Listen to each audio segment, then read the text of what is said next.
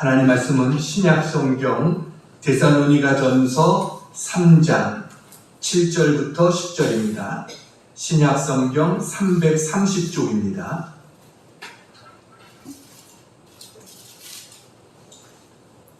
신약 성경 330쪽 데살로니가전서 3장 7절부터 10절 말씀을 교독하겠습니다.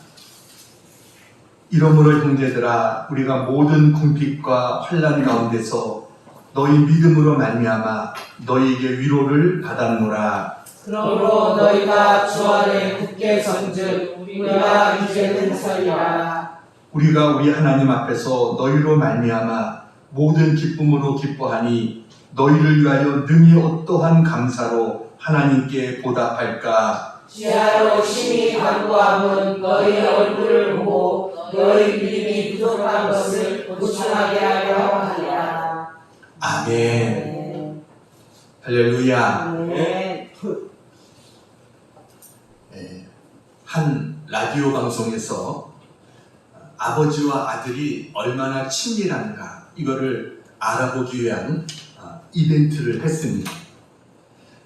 아들이 아버지한테 예고 없이 전화를 해서 아버지 감사합니다, 사랑합니다 이렇게 말할 때 아버지의 반응이 어떤가 이것을 알아보는 것이었어요. 가장 많이 보인 반응이 이것이라고 합니다. 아들이 아버지에게 전화해서 여보세요? 그러면서 말을 잊지 못하고 저 이렇게 하니까 아버지가 아들이 뭐라고 말하는지는 들어보지도 않고 엄마 바꿔주마 이러더랍니다. 그래서 아들이 아니에요 아버지에게 드릴 말씀이 있어요. 아버지 감사합니다. 아버지 사랑합니다. 이렇게 말했더니 아버지가 너 술 마셨니? 그렇게 대꾸하더랍니다. 그래서 아들이 아니에요. 이 말은 제가 전부터 꼭 하고 싶었던 말이에요. 그랬더니 아버지가 너 돈 필요하니? 그만큼 감사가 익숙하지 않다. 그런 이야기입니다. 그래서 하나님 우리에게 감사를 훈련시키십니다. 1년에 2번씩 하나님께서 감사절을 지키라 우리에게 이렇게 명하셨어요. 하나는 가을에 드리는 추수감사절이고 하나는 바로 오늘 드리는 맥주감사절입니다. 여러분 이 맥주절은 별명이 많습니다. 맥주절이라고도 하고 또 6월절로부터 77이 49 그 다음에 50일째 드리는 날이라고 해서 777절, 오순절 이렇게 부르기도 하고 첫 열매를 드리는 절기라고 해서 초실절 이렇게 부르기도 합니다. 유대인들에게는요 이 오순절이라고 하는 이 날이 특별한 의미를 갖고 있는 그러한 날이기도 합니다. 그래서 오순절이 왜 그들에게 특별하냐, 그들이 가장 좋아하는 다윗과 연관이 되어 있는 그러한 날이 오순절이라는 거예요. 저도 오늘 말씀을 준비하면서 그런 사실을 새롭게 알았어요. 오순절은 다윗이 태어난 날이기도 하고 다윗이 죽은 날이기도 하다. 이게 유대인들의 생각입니다. 그래서 유대인들은 오순절이 되면 룻기서를 읽는다고 합니다. 왜 그러냐면 룻이 다윗의 할머니거든요. 그렇기 때문에 룻기서를 이들이 오순절이 되면 읽는다 그래요. 영상을 짧은 거 하나 보여드리겠습니다.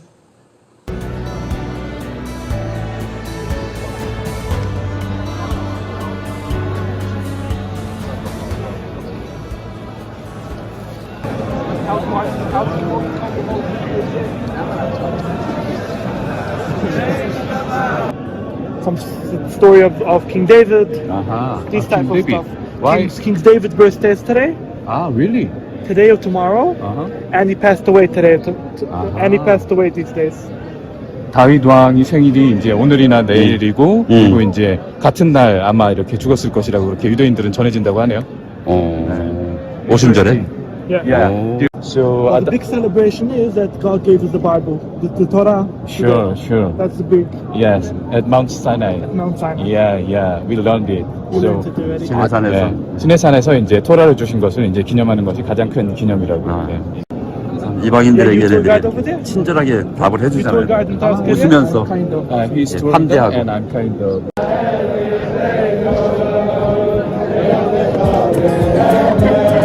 예, 저게 오순절의 유대인들의 모습입니다. 그래서 오순절날 다윗이 생일이다. 다윗이 오순절 때 태어났고 또 오순절 때 죽었다. 이렇게 이야기하고 가장 중요한 것은 오순절날 토라, 율법을 모세가 시내산에서 받은 날이 바로 오순절이다. 이렇게 이야기를 합니다. 그래서 맥추절은 이스라엘 백성이 가나안 땅에 들어가서 농사하여 거둔 곡식으로 첫 열매를 드린 절기가 맥추절, 그래서 초실절이라고 이야기합니다. 근데 첫 곡식에 대한 감사만이 아니라 모세가 시내산에서 바로 율법을, 십계명을 받은 날이 바로 이 날이다라는 겁니다. 그래서 이 날을 하나님 앞에 감사하는 거예요. 십계명을 받았다라는 말은 이제 너희들이 하나님 나라의 백성이 됐다. 그 표시가 십계명을 받았다는 거예요. 우리나라도 7월 17일이 제헌절이잖아요. 제헌절이 뭡니까? 헌법을 만들어 공포한 날. 이게 제헌절이죠. 그것처럼 이스라엘 백성들에게는 이 날이 하나님의 법을, 하나님의 율법을 하나님이 주신 그러한 날. 이게 바로 오순절이다라는 겁니다. 그래서 이 맥추절을 오순절이라고도 하고요. 이 오순절날 바로 우리가 잘 아는 마가의 다락방에서 120명이 모여서 기도하다가 성령이 임하게 되고 초대교회가 탄생된 그 날이 바로 오순절 날입니다. 그래서 오순절 날은 성령이 임했고 그리고 교회가 탄생되어진 이 날이 바로 오순절이에요. 우리 용합교회가 세워진 날도 바로 오순절 날입니다. 그래서 지금부터 12년 전 2011년 7월 3일 날 우리 교회가 바로 세워지게 됐습니다. 그리고 더 감사한 것은 그로부터 3년이 지난 2014년 그때도 오순절이었어요. 맥주감사절 그때 교회를 사게 됐습니다.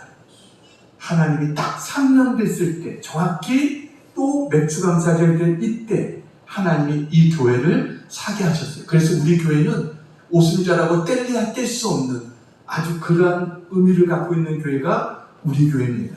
이 모든 게 하나님의 은혜다라고 생각합니다. 여러분 한번 생각해 보세요. 우리 하나님은 온 우주 만물의 주님이십니다. 하나님께서 도대체 무엇이 아쉽고 무엇이 부족해서 우리에게 감사를 요구할까요? 그것은 우리를 지극히 사랑하시기 때문입니다. 왜냐하면 우리에게 더 큰 축복을 내려주기 위해서. 그래서 하나님 우리에게 감사하라. 하나님께서 말씀하시는 거예요. 그런데 문제는 사람들이 감사할 줄 모릅니다. 감사 불감증에 걸려 있습니다. 감사에 인색해요. 그래서 마음으로는 감사할 줄 몰라도 겉으로는 표시할 줄 모릅니다. 디모데후서 3장 2절에 보면 말세의 특징을 이야기합니다. 한번 읽어볼까? 처음부터 시작. 사람들이 자기를 사랑하며 돈을 사랑하며 자랑하며 교만하며 비방하며 부모를 거역하며 감사하지 아니하며 거룩하지 아니하며. 말세의 특징 중에 하나가 감사하지 않는다라는 겁니다. 그러니까 사람들이 살기가 더 힘들고 더 고통스러운 거예요. 왜 많은 사람들이 경제적으로 더 많이 풍요해졌고 모든 사는 게 더 나아졌는데 왜 감사가 줄어들었을까요? 그것은 은혜를 모르기 때문인 것입니다. 은혜를 모르면 감사하지 못합니다. 그냥 모든 것이 다 당연한 것이다 이렇게 생각하면 감사할 게 없는 거죠. 또 무슨 얘기든지 다 내가 수고하고 내 노력과 내 수고로 되어졌다라고 생각하면 감사하지 못하는 거예요. 그게 바로 교만인 것입니다. 여러분, 모든 것이 당연한 것입니까? 우리가 아까 찬양했지만 당연한 것 하나도 없다는 것이죠. 다 하나님의 은혜인 줄로 믿습니다. 아멘. 우리가 시간이 지나면 지날수록 깨달아지는 게 바로 그거 아닙니까? 모든 것이 은혜, 오직 은혜. 이게 우리가 하나님 앞에 깨달아지는 것. 부모님의 은혜, 스승의 은혜, 또 어떻게 보면 우리가 이런 좋은 나라에 태어난 것도 은혜. 그러나 가장 큰 은혜는 뭐예요? 바로 하나님의 은혜인 줄로 믿습니다. 아멘. 바울은 오늘 본문을 통해서 하나님의 은혜에 감사하며 감격하고 있습니다. 오늘 본문 9절입니다. 9절. 빨간 글씨 한번 읽어볼까요? 시작. 능히 어떠한 감사로 하나님께 보답할까? 바울은 하나님 앞에 능히 어떠한 감사로 하나님께 보답할까? 하나님으로부터 받은 은혜를 아무리 보답한다고 하더라도 부족하다라고 느낀다는 것이죠. 그러면 바울이 무엇으로도 보답할 수 없는 은혜를 여기는 감사가 도대체 어떤 감사인가? 오늘 우리가 세 가지로 같이 한번 살펴보겠습니다. 자, 첫 번째 같이 읽습니다. 시작. 위로하심에 감사입니다. 위로하심에 감사. 사도 바울은요, 이 데살로니가 교회가 언제나 생각할 때마다 굉장히 고마운 교회였습니다. 왜냐하면 데살로니가 교회는요, 바울이 이렇게 전도를 유럽을 쭉 다니면서 또 아시아를 다니면서 전도했잖아요. 그래서 교회를 세웠는데 데살로니가 교회에서는요 3주밖에 머물지 못했습니다. 그러니까 3주 동안 전도해서 세운 교회가 데살로니가 교회예요. 짧은 시간 동안 머물지 못했지만 그에게 들려온 소문은 너무나 아름다운 소문이었어요. 데살로니가 교회 성도들이 환난 가운데서도 믿음의 역사와 사랑의 수고와 소망의 인내를 이루고 있다. 이 소식이 바울에게 들려온 겁니다. 이 소식을 들은 바울의 마음은 너무나 뜨거웠을 거예요. 내가 그 짧은 기간, 3주라는 시간밖에 머물지 못했는데 저들이 그 환난 가운데서도 말씀을 받아들여 가지고 믿음의 뿌리를 내리고 하나님 앞에 이렇게 아름다운 신앙생활을 하고 있다. 이것을 생각하니까 너무나 감격스럽고 너무 행복한 거예요.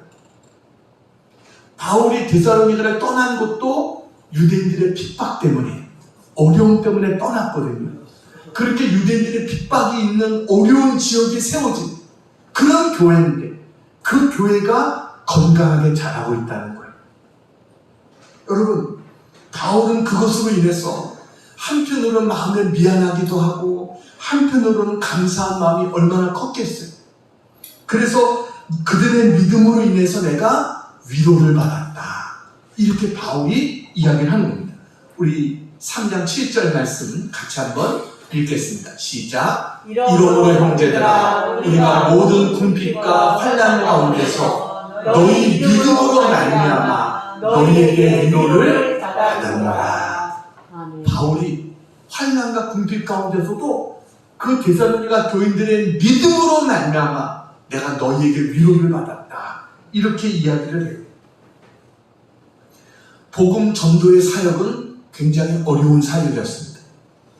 이 바울이 복음 전하는 곳마다 와서 핍박하는 자들이 많았어요.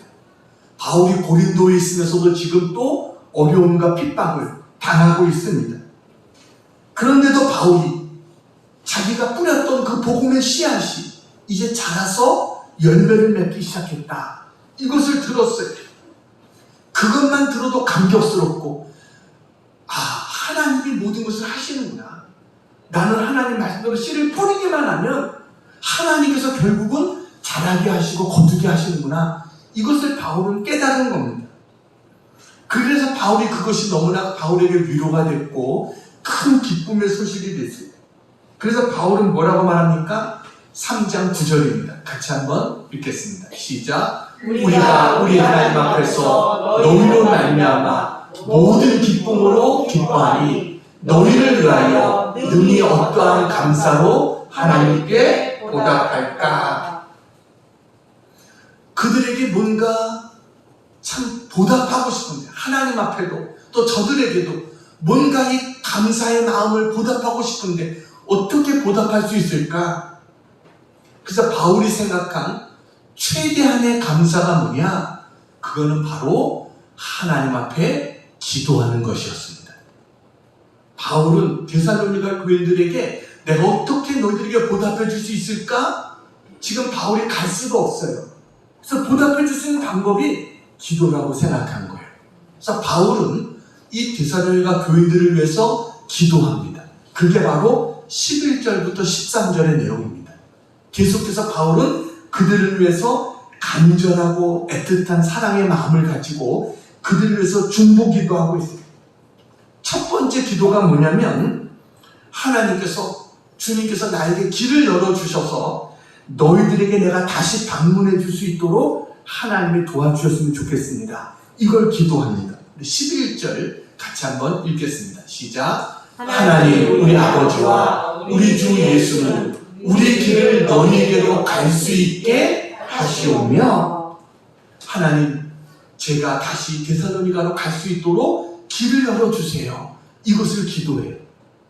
그리고 그의 기도대로 10여 년 후에 바울은 다시 데살로니가를 가게 됩니다. 하나님은 그 기도에 응답을 해주셨어요. 두 번째 바울이 드렸던 기도는 그들의 넘치는 사랑을 위해서 기도합니다. 12절 같이 한번 읽겠습니다. 시작. 또 주께서 우리가 너희를 사랑함과 같이 너희도 피차간에 모든 사람에 대한 사랑이 더욱 많아 넘치게 하사. 또 뭐라고요? 주께서 라고 그랬어요. 이 말은 사랑은 어디로부터 온다는 거예요? 주님으로부터, 주께로부터 온다라는 거예요. 그러면서 바울은 세 종류의 사랑에 충만해져서 기도합니다. 하나는 교역자와 성도의 사랑, 두 번째는 성도와 성도의 사랑, 세 번째는 신자와 불신자 간의 사랑. 이 사랑이 충만해지기를 위해서 기도한다라는 거예요. 그리고 세 번째로 바울이 기도하는 내용은 성도들의 마음을 굳게 해달라, 이것을 기도합니다. 13절 빨간 글씨 있습니다. 시작. 너희 마음을 굳건하게 하시고. 하나님 저들의 마음을 굳건하게 해주시옵소서. 마음이 흔들려서는 안 된다는 거예요. 여러분, 마음이 흔들리면 모든 게 흔들리게 되죠. 그래서 우리는 주님 안에서 또 하나님 말씀 안에서 우리의 마음이 굳건해야 될 줄로 믿습니다. 바울은 그것을 위해서 기도하는 거예요. 그리고 마지막 네 번째 기도가 뭡니까? 우리 13절 다시 빨간 글씨 다시 한번 읽습니다. 시작. 우리 주 예수께서 그의 모든 성도와 함께 강림하실 때 하나님 우리 아버지 앞에서 거룩함에 흠이 없게 하시기를 원하노라. 주님의 재림의 날에 저들이 거룩함으로 흠이 없이 주님 앞에 설 수 있게 해주시옵소서. 이것을 기도합니다. 여러분, 우리는요 이 땅의 삶으로 끝나는 존재들이 아닙니다. 우리는 어린 양의 혼인잔치에 초대함을 받은 자들입니다. 그래서 바울은 우리가 주님 앞에 경건한 신부로 설 수 있도록 하나님 그러한 자가 되게 해주시옵소서. 다시 말하면 교회가 궁극적으로 승리할 수 있도록 도와주시옵소서. 이것을 기도하고 있습니다. 그러니까 내가 너희로부터 받은 위로가 너무나 큰데 이 감사를 어떻게 내가 너희들에게 줄 수 있을까? 기도하는 것밖에 없다. 그래서 바울은 기도하는 거예요. 하나님, 제가 저들에게 다시 방문할 수 있게 해주시고 저들의 사랑이 넘칠 수 있도록 주의 종과 또 성도들과 또 믿지 않는 사람들에게도 저들의 사랑이 넘칠 수 있도록, 그리고 저들의 마음이 굳건해지고 주님 앞에 설 때 부끄럽지 않도록 하나님 앞에 아름다운 신부의 모습으로 설 수 있도록 하나님 저들을 축복해 주세요. 이렇게 바울은 기도했어요. 여러분, 바울은요 성도들의 그 믿음과 소망과 사랑에 대해서 위로를 받았어요. 그러면서 하나님 앞에 기도하고 있습니다. 바울의 기도의 모습이 얼마나 아름다워요. 그러나 바울만 기도했을까요? 빌립보 교인들도 기도했다. 아니요, 데살로니가 교인들도 기도했다고 생각합니다. 바울의 편지를 받아들고 그들도 바울을 위해서 감사하며 바울을 위해서 얼마나 기도했겠어요. 우리 주의 종 바울이 하나님을 맡겨진 사역을 끝까지 잘 감당할 수 있도록 하나님 저를 지켜주시고 도와주세요. 기도하지 않았겠어요? 여러분, 어떤 공동체가 아름다운 공동체일까요? 서로를 위해서 기도하는 공동체인 줄로 믿습니다. 아멘. 정말 목회자는 성도들을 위해서 기도하고, 성도들은 목회자를 위해서 기도하고, 또 성도 간에 서로 위해서 기도하고. 여러분, 그게 가장 아름다운 공동체죠. 더 나아가서 우리의 사랑이 교회의 울타리를 넘어서 밖에까지, 믿지 않는 자들에게까지 이 사랑이 펼쳐질 수 있는 그러한 공동체, 저는 우리 교회가 그런 교회가 되어지기를 소원합니다. 아멘. 정말 하나님 앞에서 우리 교회가 이런 아름다운 모습으로 성장하게 해 주시옵소서. 그것을 기도해요. 여러분도, 저도 여러분을 위해서 기도하고, 여러분도 저를 위해서 기도하고, 또 서로 간에 기도하고, 우리 교회가 그런 교회가 되어지기를 원합니다. 아멘. 그래서 서로 위로받을 수 있는 그런 우리 모두가 되어져야 될 줄로 믿습니다. 아멘. 우리는 하나님의 위로하심에 감사하는 자가 되어야 됩니다. 사진 하나 보여드릴게요. 저분이 누구예요? 핸델. 핸델의 메시아라는 곡이 유명하죠. 여러분, 핸델은 메시아, 여기에서 예수님의 생애를 예언과 탄생, 순환과 대속, 부활과 승천, 이렇게 3부로 나눠서 이 오라트리오로 세계적으로 알려진 합창곡이 바로 메시아라는 곡입니다. 그러니까 메시아라는 곡 일부를 보면 관현악단의 서곡 후에 처음으로 나오는 노래가 너희는 내 백성을 위로하라. 이게 처음으로 시작되는 것입니다. 너희는 내 백성을 위로하라. 그러니까 핸델이 이렇게 한 데는 이유가 있어요. 사실 당시에 핸델은요, 첫 번째 오라트리오를 에스더라고 하는 곡을 작곡했어요. 그런데 이 에스더라는 곡이 아주 호평을 받고 결국은 공연 금지를 당하고 말았습니다. 그래가지고 정신적으로, 경제적으로 최악의 상황에 몰려 있었어요. 이렇게 낙심하고 있는 핸델에게 독실한 신자였던 찰스 제닌스라고 하는 사람이 찾아와가지고 자기가 쓴 예수님의 생애와 사역에 대한 대본을 줬습니다. 그리고 이것으로 한번 음악을 작곡해보지 않겠느냐, 이렇게 이야기를 했어요. 핸델은 아마 한 1년쯤 걸릴 것 같다, 이렇게 이야기를 하고 그것을 받아서 작곡을 시작을 했습니다. 그런데 작곡을 하다가 은혜를 받은 거예요. 하나님 말씀으로 된 그런 곡이거든요. 말하자면 이사야서의 말씀을 주로 되어 있는 그런 곡이었어요. 그래서 이 말씀을 작곡하다가 은혜를 받으면서 두문불출하고 식사도 거른 채 작곡에 몰두했습니다. 그래서 한 달이 채 못 돼서 메시아를 완성을 시켰습니다. 그는 이렇게 이야기했어요. 나는 내 앞에서 천국 전체를, 그리고 위대하신 하나님을 보았다. 이렇게 그는 간증했어요. 이 작곡을 하면서 천국을 보고 살아계신 하나님을 봤다는 거예요. 이 메시아 대본에 나오는 바로 이 작곡의 첫 번째가 바로 뭐라고요? 너희는 내 백성을 위로하라. 이사야서 40장 1절 말씀입니다.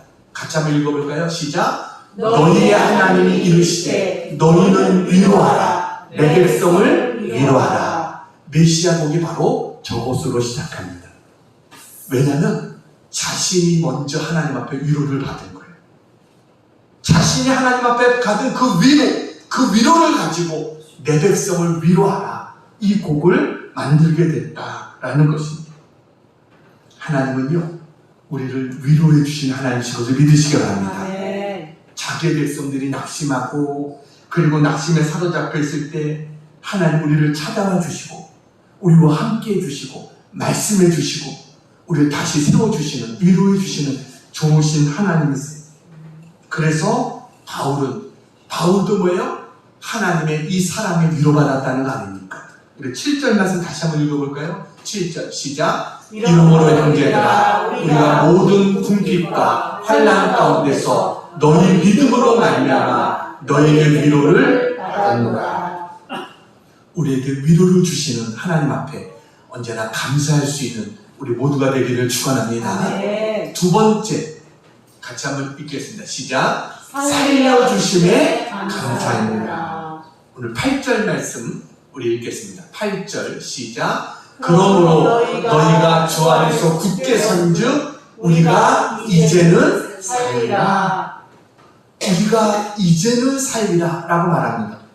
이 말은 여기서 살리라라는 저 단어의 원어적인 뜻이 뭐냐면 염려와 불안 가운데서 원래 상태로 회복되다, 그런 뜻이에요. 다시 말하면 바울이 지금 내가 죽을 것 같았는데 빌립보 교인들이 그 소식을 들으니까 이제는 뭐예요? 내가 살겠다라는 거예요. 내가 정말 살게 됐구나. 이렇게 바울이 고백을 하는 겁니다. 내가 다시 영적으로 살아나는 용기를 얻었다는 거예요. 여러분, 지금 바울은 고린도 교회를 개척하면서 어려운 가운데 있었습니다. 고린도에도 바울을 핍박하는 많은 유대인들이 있었습니다. 바울은 이전에 아덴이라고 하는 곳에서 전도의 실패를 맛봤습니다. 인간의 멋있는 말로 아테네에서 그 철학자들에게 말씀을 전했지만 저들이 믿지 않은 거예요. 그런 가운데 바울이 실망한 마음을 가지고 고린도로 간 겁니다. 근데 거기서 내가 이제 어떻게 해야 될까? 막 바울이 고민하고 괴로워하고 있는 그런 가운데 데살로니가인 교회 소식을 들으니까 바울이 내가 이제 살겠구나. 바울이 이렇게 고백을 하는 거예요. 자기를 모욕하고 자기를 괴롭게 하는 자들이 많았지만 기쁜 소식을 들으니까 살게 됐다는 거예요. 여러분, 하나님 우리를 살려주신 하나님이신 것을 믿으시기 바랍니다. 우리를 의뢰해 주실 뿐만 아니라 우리에게 힘을 주시는 하나님이에요. 우리를 구원해 주신 하나님, 우리를 구원해 주실 뿐만 아니라 하나님은 뭐예요? 우리를 회복시켜 주신 하나님이시라는 거예요. 실망과 낙심과 어려움 가운데 있는 우리들을 다시 일으켜 주시고 다시 회복시켜 주시는 하나님, 이게 하나님의 은혜인 줄로 믿습니다. 그래서 바울은 뭐라고 말합니까? 내가 사방으로 우겨싸움을 당해도 쌓이지 아니하며 답답한 일을 당하여도 낙심하지 아니하며 핍박을 받아도 버림받지 아니하며 거꾸리 틈을 당하여도 망하지 아니하며, 이게 뭐예요? 하나님이 도와주시니까 믿음으로 살아나는 역사가 있었다라는 것입니다. 어떠한 상황 속에서도 하나님 우리를 살려주신 하나님, 이 하나님을 믿고 감사할 수 있는 우리 모두가 되어지기를 축원합니다. 패트릭 맥마흔이라는 사람이 있습니다. 이 사람은요, 미국의 케네디 대통령이 이전에 대통령 되기 전에 그 작은 어뢰정의 선장으로 있었어요. 근데 그때 패트릭 맥마흔이라는 사람이 그의 해군으로서 부하였습니다. 그런데 이 케네디의 함정이 일본군의 공격을 받았어요. 그래가지고 어뢰에 파손이 됐습니다. 13명의 용사 중에 2명이 전사했습니다. 그리고 패트릭은 얼굴과 팔다리에 화상을 입고 수영조차 할 수 없는 그런 상황에 빠졌어요. 그때 케네디가 그에게 구명복을 입혔습니다. 그리고 나서 끈으로 묶어가지고 자기의 입으로 물고 4시간 동안을 헤엄쳐가지고 주위에 있는 섬으로 피하게 된 거예요. 그래서 이 사람이 목숨을 건질 수 있게 됐습니다. 이 패트릭은요, 해군을 전역하고 그 이후에 우체국에 취업을 해가지고 집배원부터 시작해서 나중에는 우체국장까지 되었습니다. 그리고 그러는 동안에 케네디는 대통령이 됐습니다. 이들의 우정은 계속됐어요. 대통령이 된 케네디가 3번이나 그에게 연락을 취했어요. 그러면서 무슨 일이든지 도울 테니까 말하라, 이렇게 이야기했는데, 이 패트릭이 뭐라고 말하냐면 케네디에게 도움의 손길을 요청하지 않았어요. 그러면서 뭐라고 말하냐면 목숨을 살려준 것만도 너무나 큰 은혜인데 내가 뭘 더 도움을 받을 수 필요가 있겠느냐, 이런 이야기를 했어요. 그러니까 자기 목숨을 구해준 것만도 너무 감사하다는 거죠. 여러분, 그래서 그는 죽는 순간까지 케네디의 그 은혜를 잊지 않았다는 거예요. 여러분, 우리가 하나님 앞에 감사해야 될 가장 큰 제목이 뭡니까? 우리를 살려주신 은혜인 줄로 믿습니다. 네. 죄로 인해서 영원히 죽을 수밖에 없는 우리들을 하나님이 살려주셨어요. 네. 사망에서 생명으로 옮겨주셨어요.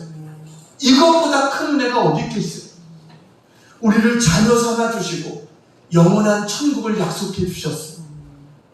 여러분, 정말 하나님은 우리를 살려주신 은혜가 있어요. 살려주셨을 뿐만 아니라 또 뭐예요? 우리를 회복시켜 주신다는 거예요. 네. 우리가 힘들고 어려울 때마다 우리를 다시 이렇게 세워주시는 하나님의 은혜가 있는 것을 믿으시기 바랍니다. 네. 우리는 하나님의 살려주심의 은혜가 있다. 늘 이것을 기억하고 감사할 수 있는 우리 모두가 되기를 축원합니다. 네. 자, 3번째 같이 한번 읽겠습니다. 시작. 기쁨 주심에 감사입니다. 우리 9절 말씀 같이 한번 읽겠습니다. 9절 시작. 우리가 우리 하나님 앞에서 너희로 말미암아 모든 기쁨으로 기뻐하니 너희를 위하여 능히 어떠한 감사로 하나님께 보답할까? 여기 기뻐하니 카이로멘이라는 단어예요. 이것은요, 자기 도치가 아니라 하나님 앞에서 기뻐했다, 그런 뜻입니다. 그러니까 그 기쁨이 얼마나 컸냐면 환난과 고통을 잊어버릴 정도로 감도가 넘치는 기쁨의 은혜가 있었다라는 거예요. 너무 기쁨이 커가지고 다른 모든 게 다 잊혀질 정도로 그렇게 기쁨이 컸다는 겁니다. 하나님이 우리에게 기쁨을 주시는 하나님이신 것을 믿으시기 바랍니다. 네. 그래서 바울은 로마 감옥 안에서도 빌립보 성도들을 향해서 뭐라고 말했어요? 빌립보 4장 4절 같이 한번 읽겠습니다. 시작. 주 안에서 항상 기뻐하라. 내가 다시 말하노니 기뻐하라. 아멘. 주 안에서 항상 기뻐하라. 내가 다시 말하는 기뻐하라. 바울은 뭐예요? 나도 기뻐한다는 거 아닙니까? 여러분도 기뻐하라, 이렇게 말하는 거예요. 여러분, 로마 감옥 안에서 어떻게 보면 사형이 될지 어떻게 될지 모르는 그런 상황 속에서도 바울은 기쁘다는 거예요. 왜요? 하나님이 나를 사랑하시고 하나님이 모든 것을 합력해서 선을 이루실 것을 믿기 때문에 그는 하나님 앞에 기쁘다는 거예요. 여러분, 우리는 하나님 때문에 항상 기뻐할 수 있는 줄로 믿습니다.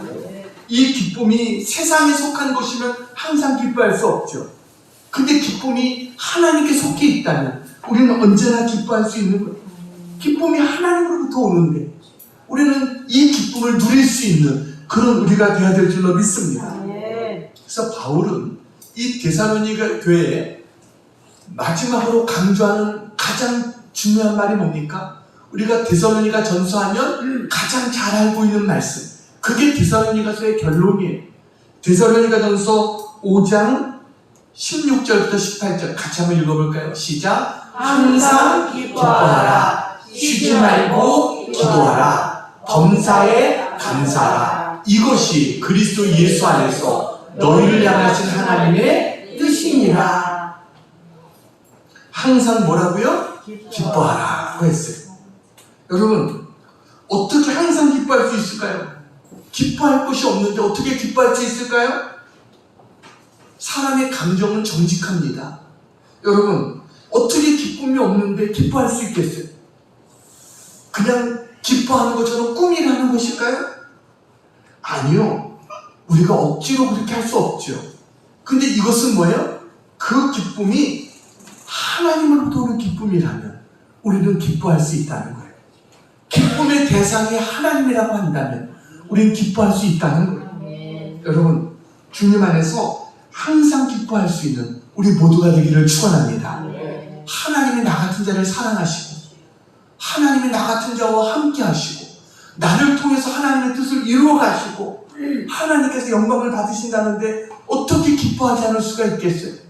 지금 어렵고 힘든 문제가 있어도 하나님께서 이 모든 것들이 오히려 축복을 이루는, 합력할 선을 이루는데 도움이 되게 하신다면 우리는 기뻐할 수 있는 것이죠. 여러분, 주님 안에서 항상 기뻐할 수 있는 우리 모두가 되기를 축원합니다. 그 다음 뭐라고 말했어요? 쉬지 말고 기도하라 라고 말했어요. 여러분, 기도는 뭐예요? 영적인 호흡입니다. 이 말은 기도하지 않으면 죽는다는 것입니다. 하나님과의 관계가 끊어진다는 거예요. 그래서 우리는 하나님 우리 눈에 보이지 않아도 우리 하나님 앞에 쉬지 말고 기도해야 돼요. 기도한다는 것은 하나님을 믿는다는 거예요. 눈에 보이지 않지만 하나님이 나와 함께하고 있다. 이것을 믿기 때문에 우리는 기도할 수 있는 거예요. 여러분, 언제나 쉬지 않고 하나님 앞에 기도할 수 있는 우리 모두가 되기를 축원합니다. 그리고 마지막으로 뭐라고 그랬어요? 범사에 감사하라 그랬어요. 범사에 감사한다는 것은 하나님의 손길을 경험하고 있다는 거예요. 그러니까 감사한 거예요. 하나님의 손길이 내 삶 속에 함께하고 있고 하나님이 나를 붙들어 주시고 하나님이 나를 도와주고 있다. 이것을 느끼기 때문에 하나님 앞에 감사할 수 있는 거예요. 여러분, 하나님의 손길이 미치지 않는 곳이 없다는 사실을 믿으시기 바랍니다. 어디에든지 하나님의 손길이 함께하고 있어요. 그래서 여러분, 우리는 어떤 상황 속에서도 하나님 앞에 기뻐할 수 있고 기도할 수 있고 하나님 앞에 감사할 수 있는 그런 우리가 될 수 있는 줄로 믿습니다. 기도 없는 기쁨이 없습니다. 기쁨 없는 감사도 없습니다. 감사가 없는 기도도 없습니다. 그래서 이 세 가지는 항상 갖춰 있는 거예요. 그리고 그것이 바로 하나님의 뜻이다. 우리에게 하나님께서 말씀하고 있어요. 여러분, 언제나 이 하나님의 뜻대로 살아가는 우리 모두가 되기를 축원합니다. 이제 마지막 한 가지 이야기하고 마치려고 합니다. 사진 하나 보여드리겠습니다. 책인데 폴 브랜드 편전이라고 하는 책입니다. 저 사진에 나오는 분이 폴 브랜드라는 분입니다. 그 위에 작은 것으로 쓰여있는 것이 잘 안 보이실 텐데 저분이 누구냐면 한센병의 권위자입니다. 그러니까 문둥병의 권위자예요. 저분이 미국의 폴 브랜드 박사입니다. 인도에서 20년 일했고요. 그 다음에 미국에서 30년 동안 바로 나병 치료를 위해서 헌신했던 그런 분입니다. 이분이 한 번은 영국에 도착해가지고요, 지방을 방문하기 위해서 기차를 탔어요. 그리고 지방에 갔다가 볼일을 마치고 다시 런던 시내에 도착했습니다. 그런데 그날 밤에 호텔에서 양발을 벗다가 이제 발 뒤꿈치에 뭔가 감각이 이상한 거예요. 그래가지고 이상한데, 근데 이분이 나병 환자의 전문가잖아요. 나병에 대해서. 그래가지고 이게 뭘 뜻하는가, 이거를 이분이 순간적으로 딱 느낀 거예요. 인도에서 늘 나병 환자들을 만나서 그 고름을 짜내주고 정말 그들을 만지면서 치료해줬던 그런 분이었거든요. 근데 순간적으로 자기 머릿속에 뭔가 생각이 딱 스쳐가더라는 거예요. 그래서 벌떡 일어나서 날카로운 피를 가지고 와가지고 자기 발목 이 복숭아뼈 뒤쪽을 찌른 거예요. 그런데 아무런 감각이 없어요. 다시 한번 피를 더 깊이 찔렀어요. 피가 나오는데도 전혀 아프지 않는 거예요. 나병에 감염된 것이 틀림없구나, 이런 생각이 들었어요. 그날 밤 저 박사님은 호텔에서 한숨도 자지를 못하는 거예요. 이제 나도 나 환자가 됐구나. 이제 내가 남은 평생을 어떻게 살 것인가, 이런 생각이 들면서 한숨도 자지 못하겠더라는 거예요. 그는요, 나병 환자를 가까이에서 누구보다 많이 지켜봤던 그런 사람입니다. 평생을 저들이 어떻게 살아가는가를 지켜봤던 사람입니다. 그러니까 두려움이 더 커졌어요. 이제 나는 사랑하는 가족들, 친구들로부터 격리돼서 이제 내가 혼자 고통을 당하면서 내가 죽어가야 되는구나. 이런 생각을 하니까 눈물이 쏟아지기 시작하더라는 거. 그렇게 고통의 밤이 지나고 아침이 밝았어요. 자포자기 심정으로 한 번 더 자기의 발을 찔러봤어요. 근데 그 순간 악 하면서 핀을 집어던졌어요. 왜요? 너무나 아팠기 때문이에요. 발을 찌르자마자 너무 아팠어요. 그때 그가 했던 말이 뭘까요? 그 하나님 앞에 감격하면서 하나님 감사합니다. 하나님 아파서 너무 감사합니다. 이렇게 하나님 앞에 고백했어요. 알고 보니까 이분이 오랜 여행하는 동안에 너무 몸이 피곤해져가지고 순간적으로 발의 신경이 순간적으로 마비됐던 거예요. 그랬다가 이게 이제 푹 자고 나니까 이게 이제 풀려지는데 밤이 지나면서 이게 풀려졌던 것이 그는 그 순간 깨달았어요. 아플 수 있다는 게 얼마나 감사한 것인가. 이것을 그는 깨닫게 됐어요. 여러분, 우리가 실수해서 다칠 수도 있고 또 우리가 잘못해서 넘어져서 부러질 때도 있고 아플 때도 있고 우리에게 그런 고통들이 찾아올 수 있습니다. 그러나 여러분, 그거를 느낄 수 있다는 게 감사하다는 사실을 믿으시기 바랍니다. 우리는 모든 것이 사실은 하나님의 은혜인 거예요. 아픔과 고통은 싫지만 하나님은요, 그것을 통해서 우리를 인도해 주세요. 형통만 가지고 인도하는 게 아니라 때로는 고난을 통해서, 고통을 통해서 하나님 우리의 걸음을 더 좋은 길로 인도해 주시는 사랑의 하나님이신 것을 믿으시기 바랍니다. 감사하면 그 모든 것들이 떠나게 됩니다. 감사하면 육신의 질병도, 마음의 질병도, 또 영적인 질병도 떠나게 돼요. 오늘 바울은 고백합니다. 어떠한 감사로 하나님께 보답할까? 여러분, 하나님 우리를 위로해 주신 하나님이세요. 하나님 우리를 살려주신 하나님이세요. 하나님 우리에게 기쁨을 주신 하나님이세요. 언제나 이 하나님의 은혜에 감사하며 살아갈 수 있는 그런 우리 모두가 되기를 축원합니다. 우리 찬양을 하나 부르겠습니다. 아까 불렀던 찬양인데 2절 찬양이 너무 좋아요. 그래서 같이 한번 지나온 모든 세월들 같이 한번 부르겠습니다.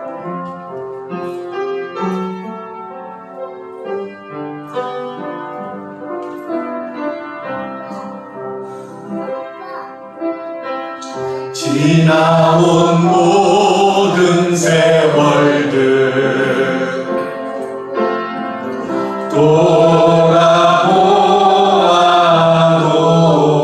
돌아보아도 그 어느 것 하나 주의 손길 안 미친 것 전혀 없네.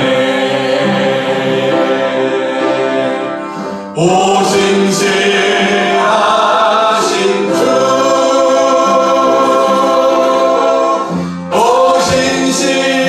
오신실하신 주, 내 너를 떠나지도 않으리라.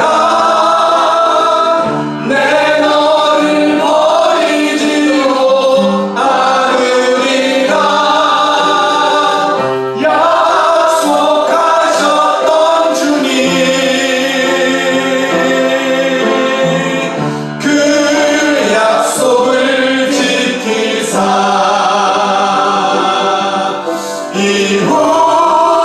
이후로도 영원토록 너를 지키시리라 확신하네. 오신실하신 주, 오신실하신 주,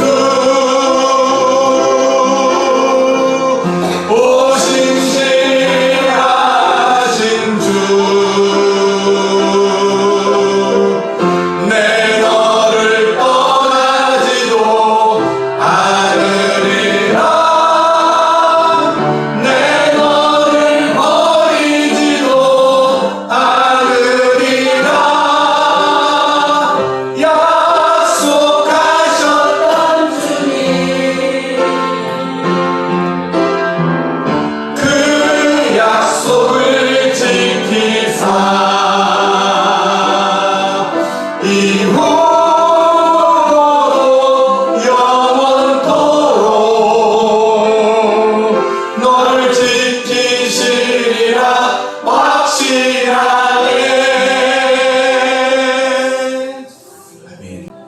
놀라우신 아버지 하나님, 언제나 저희들을 사랑하시고 축복해 주시는 함께 하시는 하나님을 찬양합니다.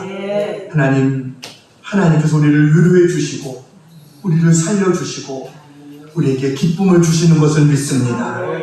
바울처럼 내가 어떠한 감사로 하나님 앞에 감사해야 되나, 아버지 하나님, 우리 안에도 이러한 감사와 감격이 있게 하여 주시옵소서. 사랑하는 주님, 우리 용화교회를 축복하시고 함께하여 주셨음을 감사합니다. 우리 교회가 늘 진리의 말씀과 뜨거운 기도와 성령의 능력이 충만케 하여 주시옵소서. 아버지 하나님, 우리의 영혼이 성장하는 교회가 되기를 원합니다. 하나님, 이 몸된 교회를 통해서 죽어가는 마른 뼈가 생기를 얻게 하시고 오순절에 임했던 불같은 성령의 역사가 늘 충만케 하여 주시옵소서. 하나님, 주님의 사랑을 나눠주며 전파하는 교회가 되게 해 주시옵소서. 기쁨과 소망이 차고 넘치는 복된 교회가 될 수 있도록 하나님 은혜를 더해 주시옵소서. 우리 사랑하는 성도들 가정마다 주님 지켜주시고 환난과 시험을 당하는 가정이 없도록 인도해 주시옵소서. 몸으로 마음으로 아파하며 고통 중에 있는 성도들 저들을 불쌍히 여기시고 안수하여 주셔서 깨끗이 치유받게 하시고 질병에서 해방되는 역사가 있게 하여 주시옵소서. 하나님의 은혜와 하나님의 돌보심의 손길을 구합니다. 저들을 어루만져 주시고 싸매 주시고 회복시켜 주시옵소서. 회복의 은혜를 주시옵소서. 어느 곳에 있든지 승리자로 세워 주시옵소서. 감사드리며 예수님 이름으로 기도하옵나이다. 아멘.